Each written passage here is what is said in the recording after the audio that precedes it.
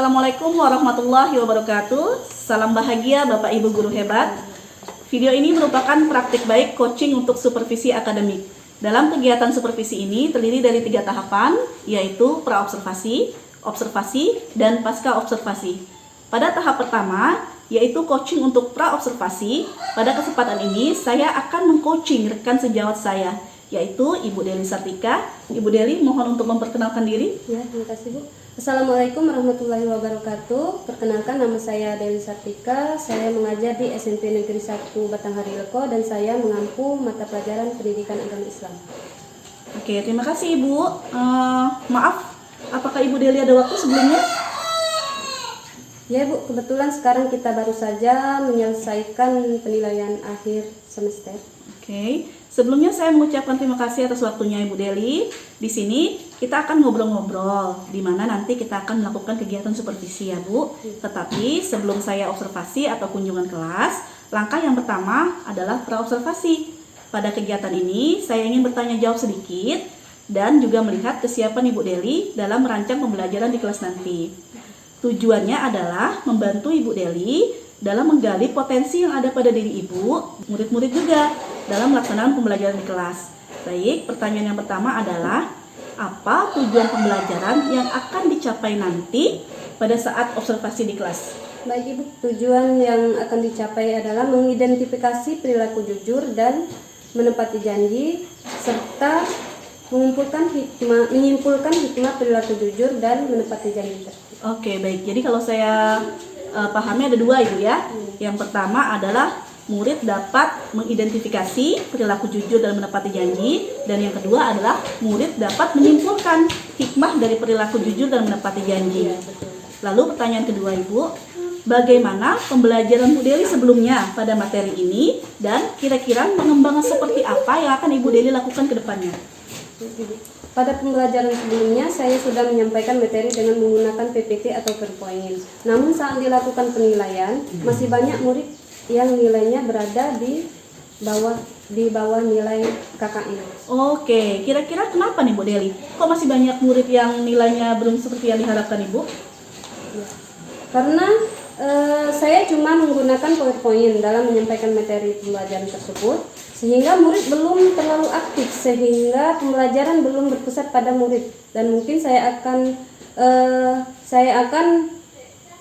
atau harus berinovasi lagi dengan pembelajaran saya untuk membuat murid menjadi lebih mudah dan paham dengan materi yang saya sampaikan. Oke, selain itu ada lagi kah Ibu Deli? Kira-kira pengembangan apa lagi yang akan Ibu Deli lakukan? Nah, itulah Bu. Ketika saya hanya menggunakan PPT dan hasilnya belum sesuai seperti yang diharapkan saya karena kurang maksimal. Jadi saya berpikir saya ingin membuat media ajar yang lain agar murid-murid dengan gaya belajar kinestetik juga dapat diakomodir kebutuhan belajarnya dan dapat menyerap materi dengan lebih baik. Jadi rencana saya ingin membuat RPP berdiferensiasi, Bu, ya. Selain dengan PPT, saya akan membuat media ajar yang interaktif mengenai sifat jujur dan menepati janji, dan saya juga akan mengintegrasikan video ya nantinya untuk murid dengan gaya belajar melalui audio visual. Oke, jadi yang saya tangkap dari pernyataan Bu Deli tadi akan merancang pembelajaran dengan pendekatan berdiferensiasi ya Bu, dan tentunya akan berbeda dengan pembelajaran Bu Deli sebelumnya. Dan itu adalah pengembangan Bu Deli ya.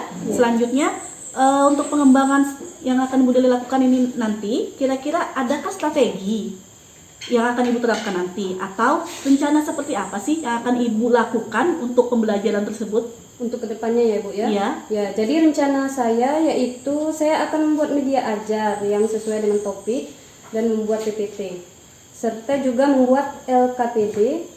Dan nanti saya saat proses pembelajaran, murid akan belajar dengan berkelompok, dan juga saya akan menayangkan video agar murid lebih mudah memahami mengenai materi sifat jujur dan menepati janji tersebut. Oh, jadi boleh saya simpulkan Bu Deli akan merancang pembelajaran di kelas yang dapat mengakomodir semua kebutuhan belajar murid. Begitu ya Bu?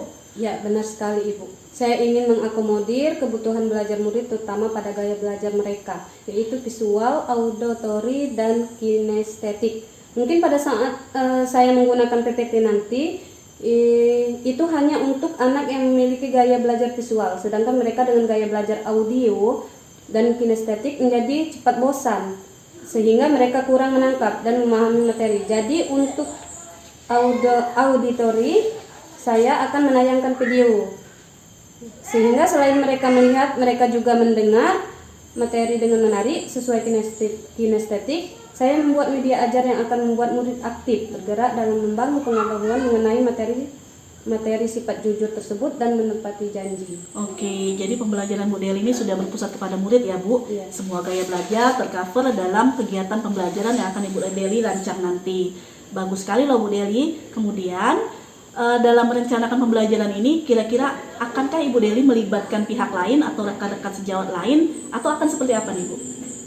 Jadi nantinya saya meminta bantuan kepada rekan sejawat saya, terutama guru PAI, untuk memilih video yang mana yang tepat atau dari YouTube untuk saya sampaikan pada siswa nanti, karena masukan dari rekan sesama guru PAI akan membuat saya lebih yakin bahwa video tersebut akan tepat guna saat di kelas nanti. Oke, jadi Ibu Deli akan berkolaborasi dengan rekan sesama guru PAI. Iya.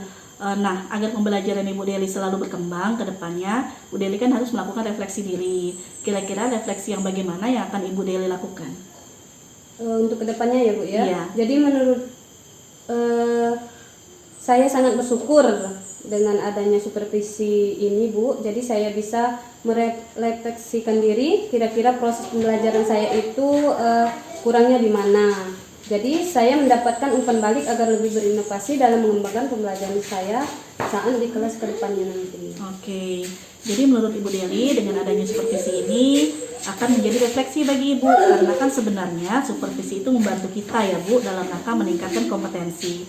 Dengan supervisi kita melibatkan orang lain, melihat kelebihan dan kekurangan kita, sehingga proses pembelajaran kita akan terus berkembang ke arah yang lebih baik, dan pembelajaran yang kita harapkan berpihak dan berpusat kepada murid akan tercapai. Iya, betul sekali. Dari paparan yang Ibu sampaikan tadi, saya sudah tidak sabar lagi loh Bu, mau lihat bagaimana sih nanti saat observasi di kelas. Rencananya kapan Ibu kita akan observasi di kelas? Rencananya karena kita sekarang sedang melaksanakan penilaian akhir semester ya Bu. Iya. Jadi akan saya terapkan di insya Allah di bulan Januari nanti. Setelah kita masuk sekolah pas saat semester genap nanti. Itu sesuai dengan jadwal mengajar saya, yaitu di minggu awal masuk sekolah. Oke. Insya Allah dilaksanakan pada hari Sabtu sekitar tanggal 13 Januari tahun 2023. Oh iya, jadi setelah liburan ya Bu ya? Iya. Minggu pertama semester depan bulan Januari, hari Sabtu tanggal 13 Januari 2023. Iya. Insya Allah saya bisa. Mudah-mudahan kegiatan observasi nanti akan berjalan lancar, tidak ada halangan, dan harapan Bu Deli dan harapan kita semua akan terlaksana dengan baik. Terima kasih Bu Deli atas waktunya, dan mohon maaf sudah mengganggu waktu Bu Deli. Kita akan lanjutkan kegiatan ini pada tahap observasi. Iya Bu, terima kasih. Oke, maka assalamualaikum ya Bu Deli. Waalaikumsalam warahmatullahi wabarakatuh.